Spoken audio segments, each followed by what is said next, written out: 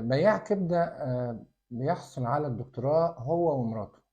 الكلام ده مش حلم، الكلام ده حقيقة في محافظة بورسعيد. عم أحمد شهدة.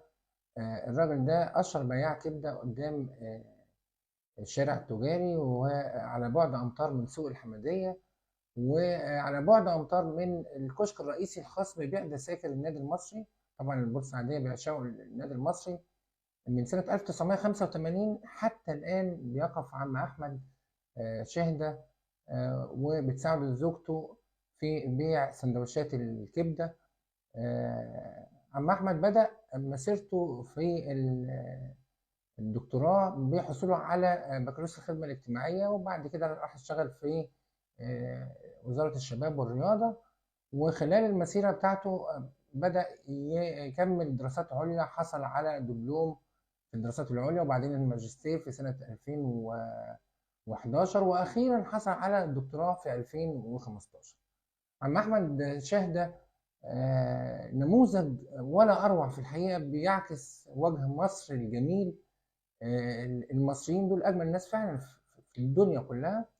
عم أحمد أنجب 4 أبناء. ولد في كلية تربية رياضية وتخرج وشغال في التجارة بيساعد والده، ودكتورة بشرية، وطالبة في كلية صيدلة، وطالبة خريجة كلية تجارة. مش هو بس اللي خد الدكتوراه، ده كمان مراته كانت بتكمل معاه دراسات العليا وحتى حصلت على الدكتوراه. ورغم ذلك مازال بيبيع سندوتشات الكبدة في بورسعيد.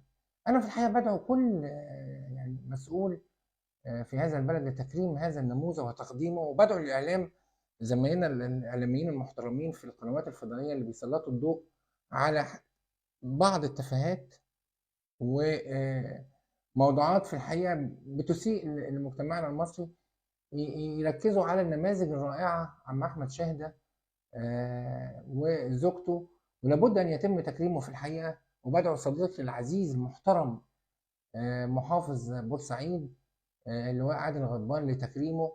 وهي دي النماذج، وهم دول المصريين في الحقيقة. زي ما بينجح الشباب المصري بره، لا احنا كمان عندنا نماذج بتنجح وبتدي قدوة داخل مصر.